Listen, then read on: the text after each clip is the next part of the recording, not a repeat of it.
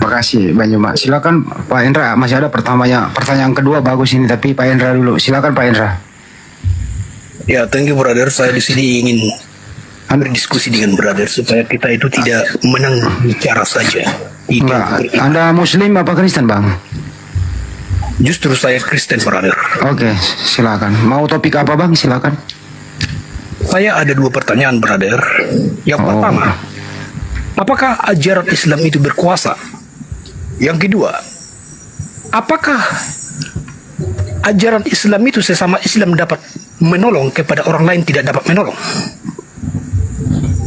Bagaimana, brother? Cukup? Oke, terima kasih. Ya, memang lucu pertanyaannya, tapi ini hati-hati. Ya. Silakan didengarkan, Bang. Baik. Ajaran Islam itu artinya ketetapan dari Islam. Ketetapan dari Islam itu salah satunya adalah bertuhankan satu Tuhan. Apa ini? Apa ini? Berisi Mas Pandi. Apa ini? Pandi. Waduh, host. Ya. Bertuhankan satu Tuhan. Pertanyaan saya, brother, apakah ajaran Islam itu berkuasa? Ya, sabar Bang, kan saya belum selesai, Bang. Sabar ya. Jadi ajaran Islam itu adalah ajaran yang dibawa oleh baginda Rasulullah Muhammad sallallahu alaihi wasallam. Oke. Lalu kemudian ajaran yang dibawa oleh baginda Rasulullah Muhammad sallallahu alaihi wasallam ini diajarkan kepada orang-orang Quraisy. Alhamdulillah, orang Quraisy kemudian menerima ajaran tersebut. Sejazirah Arab berkuasa menjadikan Islam menjadikan kemudian sejazirah Arab itu menjadi pemeluknya. Itu yang pertama. Kedua, ketika Islam ini datang membawa sebuah kitab bernama Al-Quran dalam bahasa Arab, Lugatul Arabiyah, tak ada bahasa di atas muka bumi ini yang mampu menggantikan kedudukannya.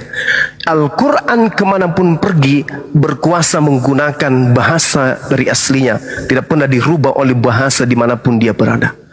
Yang ketiga, di Indonesia kita ini, di Indonesia, sebelum Indonesia merdeka, sebelum Islam itu masuk, warga yang ada menjadi pribumi di Nusantara ini itu kemudian menyembah banyak roh, menyembah banyak sembahan-sembahan, banyak dewa-dewa.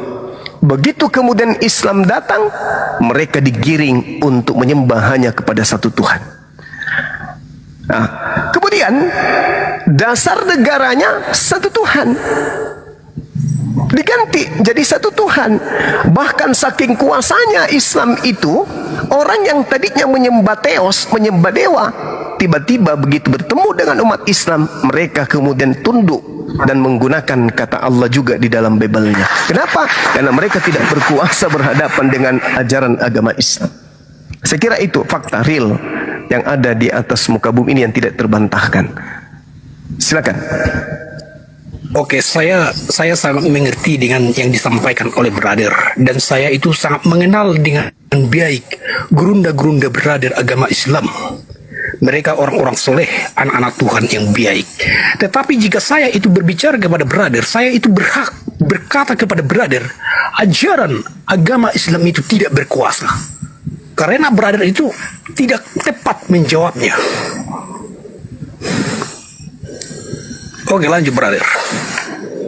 Bukan tidak tepat, kapasitas Anda tidak ada ruang dalam otak Anda untuk menerima penjelasan saya. Itu fakta real. Begini brother, saya memang menyimak. Tidak ada kemudian kekuatan yang bisa membantah apa yang saya sampaikan, kecuali hanya kesombongan. Itu fakta. Indonesia berketuhanan yang Maha Esa itu dari Al-Quran. Qul huwallahu ahad. Tidak ada yang bisa itu.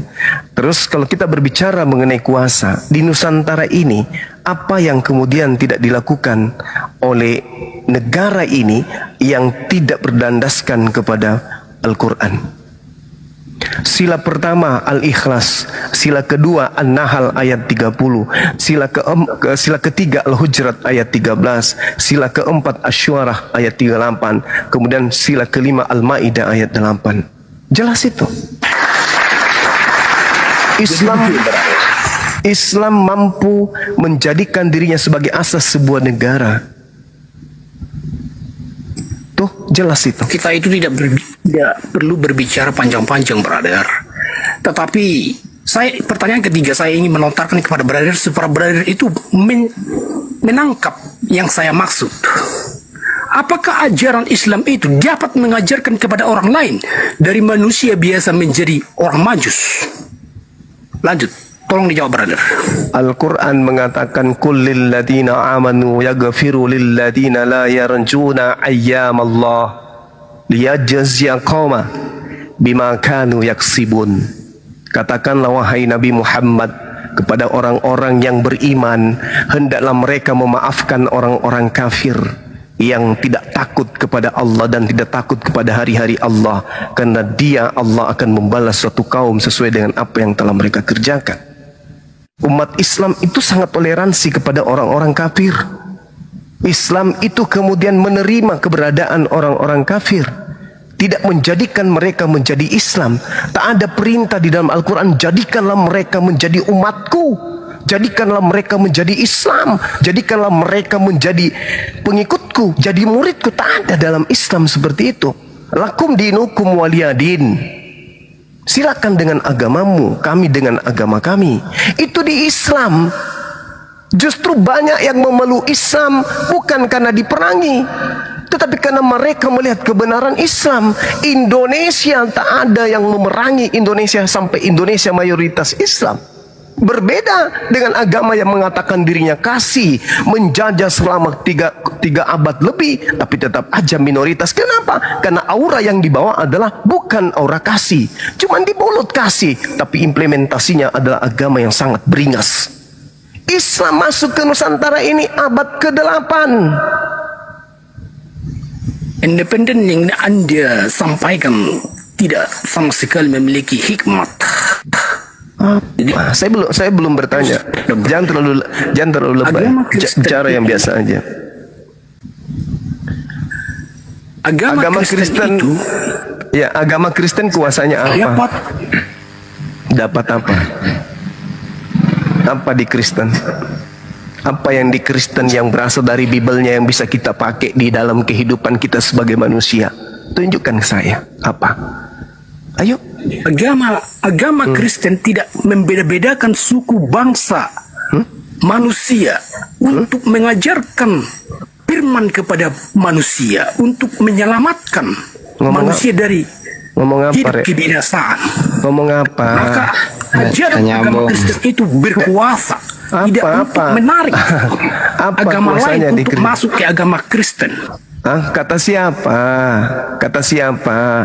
1 Korintus 9 nomor 21 sampai nomor 20 sampai 21. Diajarkan Kristen itu berpura-pura, mengelabui, menipu bahkan. Kata siapa? Jangan kau permalukan agamamu di sini. Ya, agamamu itu kalau tidak berpura-pura, agamamu kalau tidak berkamuflase, agamamu kalau tidak bunglon, tak ada yang mau ikut. Apa yang mau dikejar di agamamu? Gak ada keselamatan, tak ada. Apa coba? Contoh seperti begini, brother. Salah seorang orang yang dipilih oleh Tuhan Allah, yaitu Yesus Kristus. Yesus Kristus itu bukan dikategorikan agama Kristen, ya, memang dia bukan mampu Kristen. Menghidupkan, membangkitkan manusia dari antara orang mati. Ya, karena itu izin Maka Tuhan itu saya. Ajaran Allah itu berkuasa. Iya, karena tetapi itu izin Tuhan saya. Membawakan agama Islam tidak berkuasa. Apa? Tidak dapat membuat manusia biasa menjadi maju. Kau ngomong apa? Kau ngomong apa? Yesus itu Islam. Yesus itu seorang Muslim. Yesus itu bukan Kristen. Kamu gak malu? Saudara gak malu? Yesus itu seorang Muslim. Dia anak yang soleh. Mana mungkin Yesus itu seorang Islam sedekat ibundanya. Ibrani 5 nomor 7. Kamu baca Ibrani 5 nomor 7. Kau baca, sedikit-sedikit kau belajar. Sedikit-sedikit kamu belajar. Sedikit-sedikit kau belajar Bible. Jangan kau permanen. Jangan kau mengatakan bagaimana mungkin. Saudara, yang kita butuhkan itu ilmu, saudara, bukan suara. Diam tapi berilmu itu adalah emas, daripada Anda berkoar-koar tapi jahil. Iya, maka itu namanya sampah. Paham? Ngomong itu pakai ilmu. Pakai itu ilmu kalau ada, dipakai itu ilmu kalau ada. Yesus itu seorang Muslim. Dia saja namanya Yesus Juru Selamat. Dia Muslim. Apa yang mau Anda katakan kalau dia tidak Muslim? Semua yang dilakukan Yesus itu tanda-tanda sebagai seorang Muslim. Mana perbuatan Yesus yang menandakan dia Kristen? Ada? Tak ada. Tak ada. Sampai saudara ganti kelamin 4 kali pun, tak ada yang bisa Anda tunjukkan pada diri Yesus itu sebagai Kristen. Tak ada. Kamu tunjukkan semua perilaku Yesus. Semua perilaku Yesus itu menunjukkan bahwa dia adalah seorang Muslim.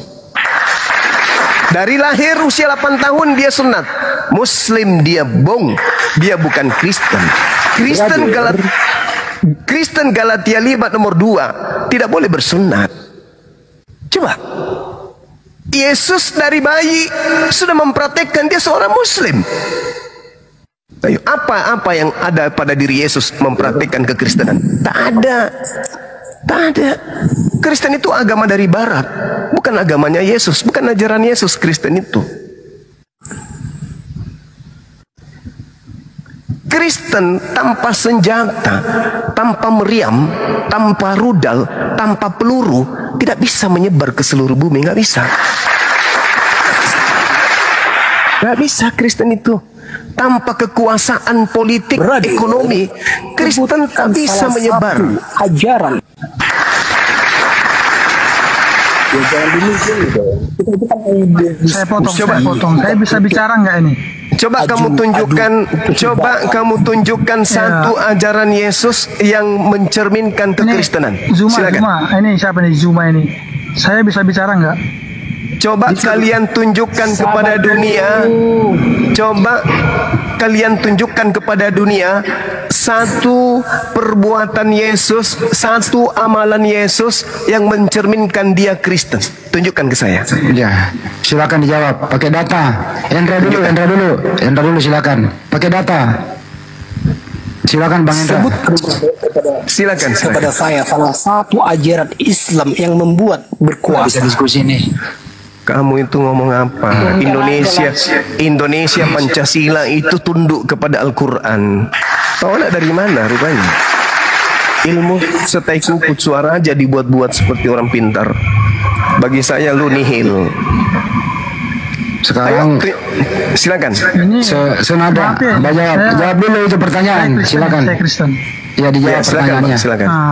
Saya mau sangkal aja pernyataan si Zuma ini, katanya Kristen tanpa peluru ya, tidak bisa berkembang ya gitu ya. Ya, betul. Tanpa penjajahan Kristen tidak bisa menyebar kemana-mana. Terus bagaimana dengan kamu tahu nggak yang di Padang Sumatera Barat perang Padri? Tahu? Tahu? Kau sudah belajar sejarah nggak perang Padri itu? Sudah. Siapa pelakunya? Siapa pelakunya? Perang Padri, para ulama berserta melawan dengan penduduk, pemabok, pencuri, ya, pemburik dan seterusnya. Dari mana salah? Kau tahu pencuri? Sumatera Barat. Dari Sumatera Barat kau pencuri lah Sumatera Barat. Kau yang bilang ini perang Padri yang kita cerita. Kamu belajar dulu. Kamu yang belajar. Yang diperangi, yang berperang di sana siapa? Tidak. Perang Padri itu. Yang berperang siapa di sana? Perang Padri. Kutanya kau. Siapa? Pemimpin perang Padri siapa? Enggak usah kau pura-pura. Kutanya dulu kau. Pemimpin. Kutanya dulu kau. Perang Padri itu latar belakangnya apa? Latar belakang perang Padri itu apa? Jangan nampakkan kebodohanmu. Saya sedang bertanya samamu. Latar belakang perang Padri itu apa? Jangan kalian mute karena orang Kristen itu melatar belakangi. Tidak. Jadi pada Sumatera Barat orang Kristen yang mengadu domba itu ulama dengan penduduk itu. Penduduk. Sembarang kau. Sekarang sembarang gimana? Sumatera Barat. Tandar. Senada diam dulu. Ini kalau secuil. Diam dulu. Saya tahu berapa orang. Senada Kristen masuk Indonesia itu dengan cara apa? Jawab dulu. Kristen masuk Nusantara dengan cara apa? Jawab. Jangan kan miripkan aku. Ya, Kristen masuk Nusantara dengan cara apa? Loh, banyak dong dengan cara berdagang, kan begitu. Yeay, berdagang nih. Memalukan. Dagang nih. Memalukan. Kalian yang memalukan itu membantai suku orang Sumatera Barat. Dasar Berdagang. dasar bahlul. Pasri itu terjadi karena apa? Adu domba. Adu domba yang dilakukan oleh Kristen Belanda. Sehingga antara ulama dan kaum adat itu berperang. Perang. Ngerti nggak sini orang?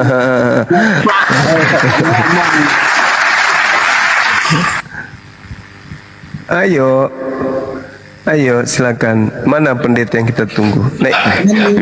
Jadi Belanda datang ke Indonesia dagang nih. Terus apa itu glory dan gospel kok cuma dagang. Terus emasnya dagang. Bible-nya diapain? Dagang.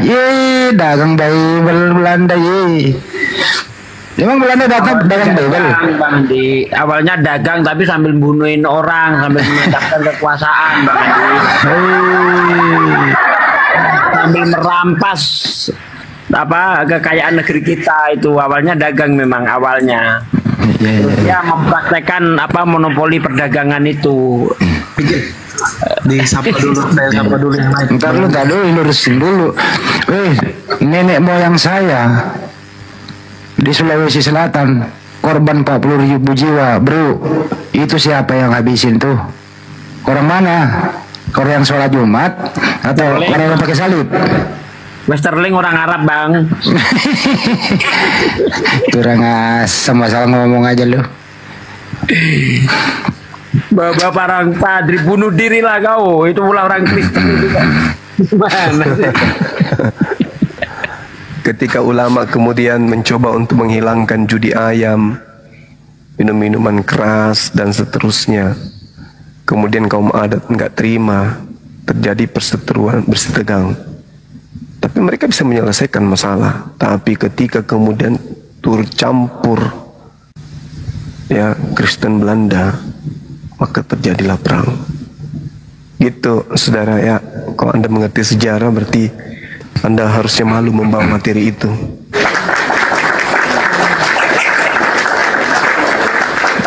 Udah Belanda kok. Adat itu menyadari, akhirnya berdamai dengan orang-orang santri, para ulama, akhirnya berbalik menghantam Kristen Belanda. Itu yang terjadi. Belajar sejarah enggak sih orang ini? Di situ disepakati plakat puncak Pato. Belanda menyibukkan diri kemudian memukul mundur kaum Padri pada saat itu. Betul. Padahal bukan urusan dia itu kan. Itu urusan para ulama dengan kaum adat. Belanda turun tangan. Bangun gereja di situ dia.